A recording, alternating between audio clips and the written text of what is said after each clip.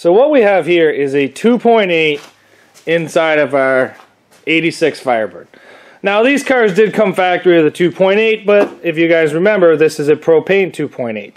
And I did pull out the fuel injected and put a carbureted motor into it. But here's the dilemma we have. That right there is a propane carburetor. And unfortunately we can't really run propane in the demolition derby ring. So what we're going to do is I'm going to pull that carburetor off and we're going to put a different carburetor onto this, but I really don't think it's going to fit. So what I would like to do is I'd like to make an adapter plate and I'd like to be able to adapt the new carburetor onto this older style motor. So let's see the differences here and let's pull out the gas carburetor compared to this propane carburetor. So that's propane and this is gas. Now this is a Rochester 2-jet carburetor. It's a double barrel basically, as you can see at the bottom side. Nothing super special, super unique about this. It's going to go on there. It's just going to take some time.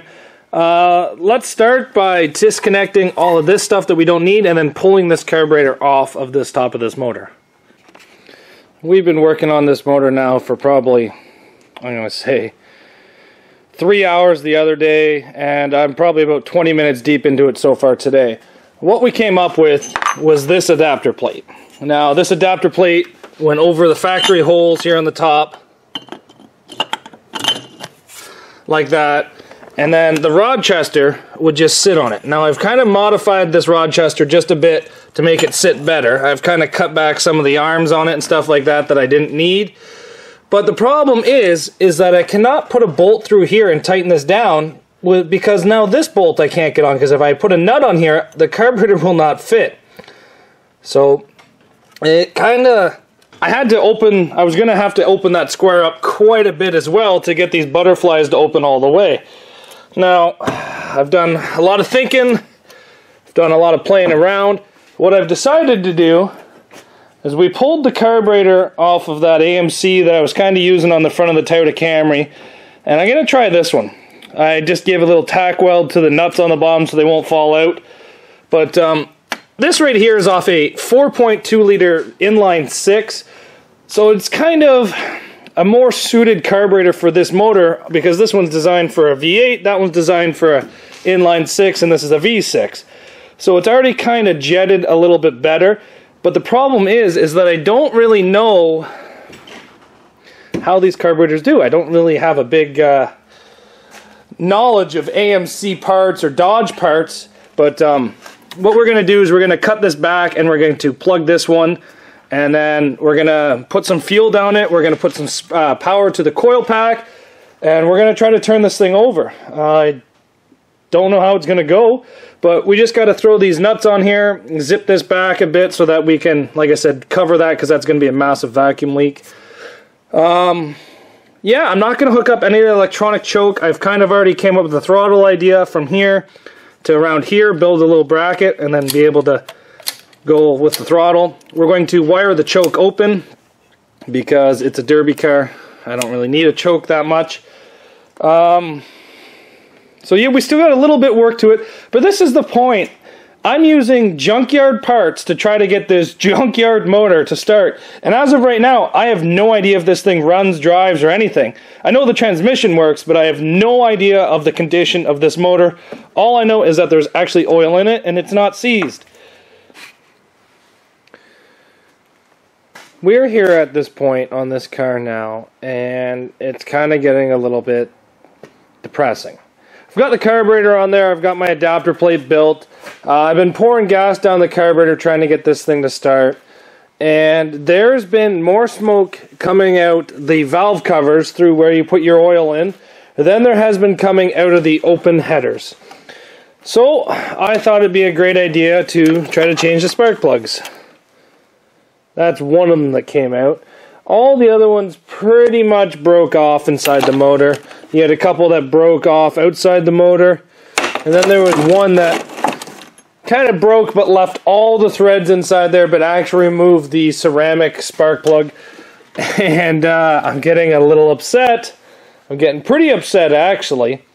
But I'm not going to let it destroy this car as of yet. I did get upset and put it for sale. And I've had a guy that says he wants to come and buy it, but I just don't really know what I want to do as of yet. So here's where I am. I think the heads have to come off this motor.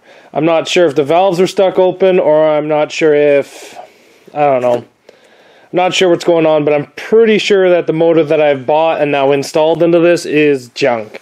But I'm not sure.